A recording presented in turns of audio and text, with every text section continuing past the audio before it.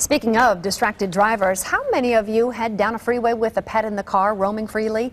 If you ask AAA, they'll tell you that about 56% of us have driven with a dog in the car at least once a month over the past year. Not to mention cats, even birds and other creatures. Well, it turns out they can be a huge distraction while you're on the road. ABC 15's Brian McElhatton is in Central Phoenix this morning to show us how pets are distracting drivers out there. Brian, I was surprised to learn only 16% of dog owners who drive with their pets use pet restraints. That's right, and if you're not using a pet restraint and you're fidgeting with your animal, that can actually get you pulled over. If you get into an accident, it can kill your animal and actually really injure yourself. So in the last hour, we showed you how this little harness here, you just strap one end to your dog's harness and this end to the seat belt can keep your animal safe. Oh, there's another device that will also keep your animal safe.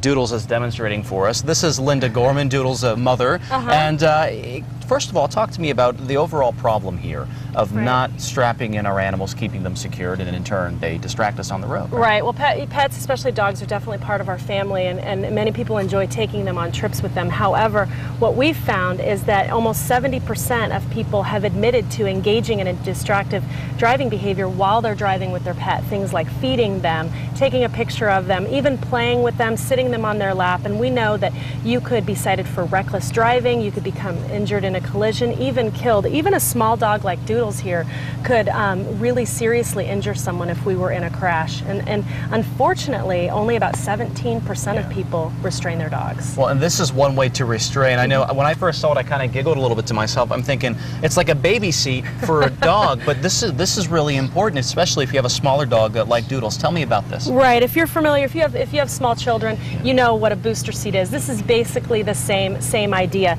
It just straps into the vehicle. You thread the seat belt through these holes here. Very easy to thread through. This even lifts up for convenience. This is padded for the dog's comfort, and this is really good for smaller dogs because what happens is they can sit up. These legs are adjustable, so if you have a dog who gets very anxious if he can't sit up and look out of the windows, this is a good option. It has a harness, so he's still using the harness that we talked about earlier, and then there's a device right here that just attaches to the seat. So, but see, he can still sit up. He can still look out kind the of move window. around. He's happy, yeah, but he's not roaming around the protected. cabin. And he's not distracting you. Linda, thank you so much. Doodles, we appreciate that.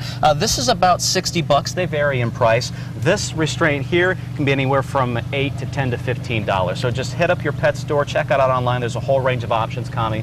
We want to keep those animals safe. We want to keep you safe, and of course, keep you from getting a ticket when you're on the road as well. Really important advice as people head off on summer vacations and take their pets with them. Thanks, Brian.